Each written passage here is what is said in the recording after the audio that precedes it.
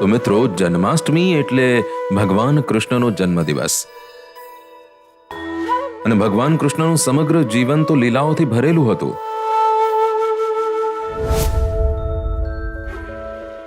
વાસુદેવ અને દેવકીના પુત્ર યશોદાનંદનનો જન્મ દ્વાપર યુગમાં કૃષ્ણ ભાદ્ર પક્ષની અષ્ટમીની રાત્રિએ મધ્યરાત્રિએ થયો હતો.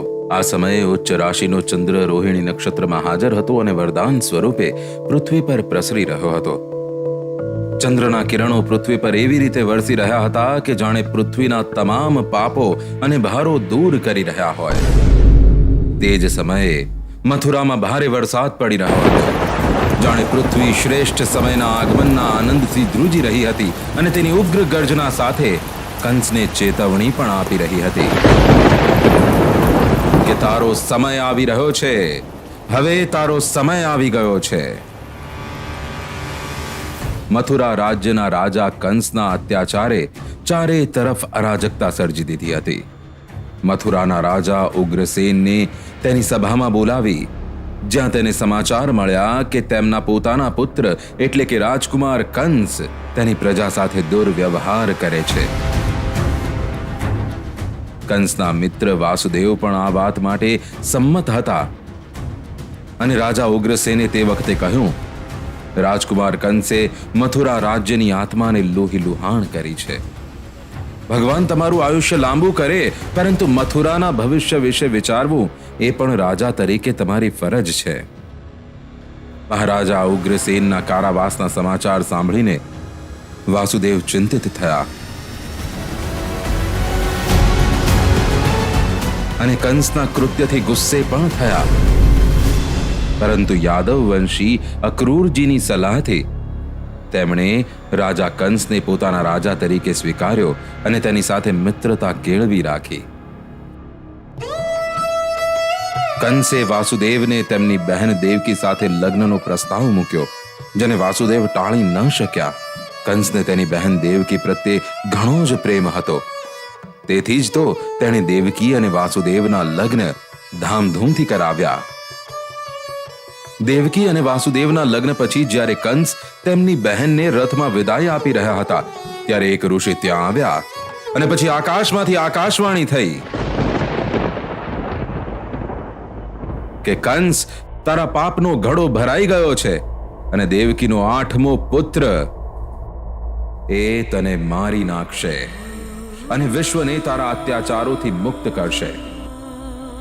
આકાશવાણી સાંભળી કંસે દેવકી અને વાસુદેવને મારવા માટે તલવાર નીકાળી.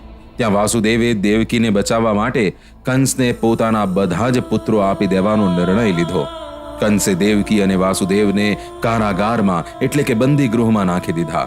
તેમને જેલમાં પૂરી દીધા અને કંસે કહ્યું કે હું તારા 8 પુત્રોને જન્મ લેવા દઈશ, તેમની હત્યા પણ કરીશ અને તત્પશ્ચાત બ્રહ્માને પૂછીશ, કેમ, શું થયું, ક્યાં ગયું તારું લખેલું ભાગ્ય?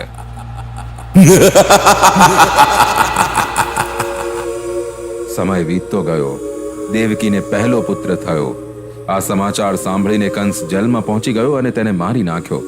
કંસે આ રીતે જ એક પછી એક દેવકી અને વસુદેવના 6 પુત્રોને મારી નાખ્યા.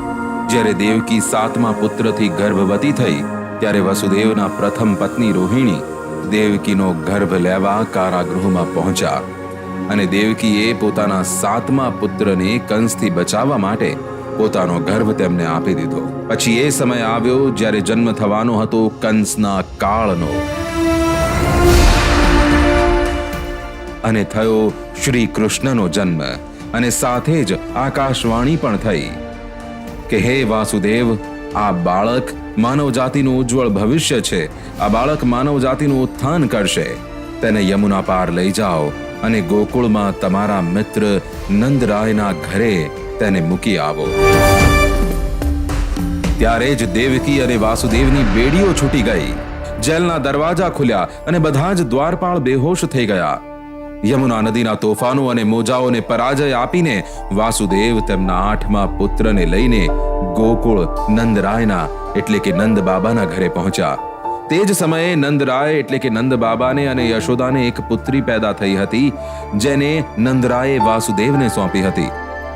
વાસુદેવ તેમની પુત્રી સાથે જેલમાં પાછા ફર્યા. કંસને દેવકીના 8મા સંતાનના સમાચાર મળતા જ તે કારાગારમાં પહોંચી ગયો અને દેવકી પાસેથી 8મા પુત્રની માંગણી કરવા લાગ્યો. 8મો દીકરો નહીં પણ દીકરી છે એ સાંભળીને પણ કંસને જરા પણ દયા ન આવી અને તેને મારવા માટે આગળ વધતા જ તે છોકરી આકાશમાં ગઈ અને કંસને કહ્યું કે તારો સમય આવી ગયો છે. બરાબર આ જ સમયે ગોકુળમાં ખુશીની લહેર છવાઈ ગઈ. બાબા નંદના ઘરે પુત્રના જન્મની ખુશીમાં ઉજવણી કરવામાં આવી રહી છે. નૃત્ય ગાન કરવામાં આવી રહ્યા છે. ગોકુળના તમામ રહેવાસીઓએ મળીને નંદ બાબા અને યશોદાને અભિનંદન પાઠવ્યા. આમ ભગવાન કૃષ્ણનો જન્મ થયો. ભગવાન શ્રી કૃષ્ણનું સમગ્ર જીવન લીલાઓથી ભરેલું છે. તેમના જન્મથી લઈને અંતિમ ક્ષણ સુધી બધું જ તેમની લીલા લાગે છે. આવી જ જાણી અજાણી અને રોચક વાતો સાંભળવા માટે સાંભળતા રહો ન્યૂઝ 18 ગુજરાતી પોડકાસ્ટ.